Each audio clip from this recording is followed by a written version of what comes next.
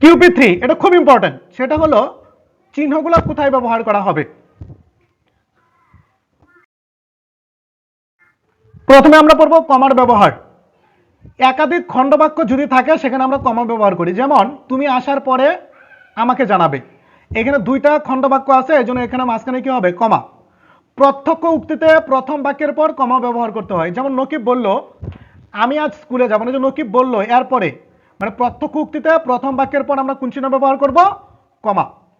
সম্বন্ধ ও সম্বোধন পদের পরে কমা চিহ্ন ব্যবহার করা হয়।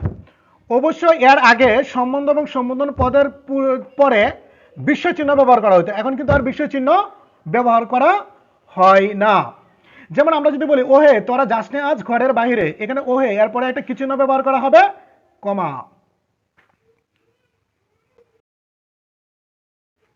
বিশেষ্য বিশেষণের পরেও কিন্তু কমা ব্যবহার করা হয়, মানে একাধিক বিশেষ্য বা একাধিক বিশেষণ যদি আপনি ব্যবহার করেন, যেমন খাতা কলম বই শিক্ষার উপকরণ, যে খাতা কলম বই একাধিক বিশেষ্য ব্যবহার করছেন, এর জন্য কোন চিহ্ন ব্যবহার করবেন, কমা। দিন মাস তারিখ, যেমন দেখেন 14 জানুয়ারি শুক্রবার 2023, এই যে দিন মাস তারিখ বুঝাইছেন না, মাঝখানে কি ব্যবহার করবেন, কমা। রোড ডিগ্রি, ডিগ্রি যেমন আমরা বলি কি বিএ বিএসএস এমএসএস, আমরা ডট চিহ্ন দিই, বাট এটা নিয়ম হলে কি চিহ্ন দিতে হবে, কমা। আবার বাড়ির ঠিকানায় অর্থ বিভাজন সুস্পষ্ট করার জন্য বাড়ির ঠিকানায়, যেমন 413 ক ফুলার রোড ঢাকা 1100, এখানে ঠিকানা দেওয়ার জন্য বা রোডের ঠিকানা দেওয়ার জন্য আমরা কোন চিহ্ন ব্যবহার করব, কমা।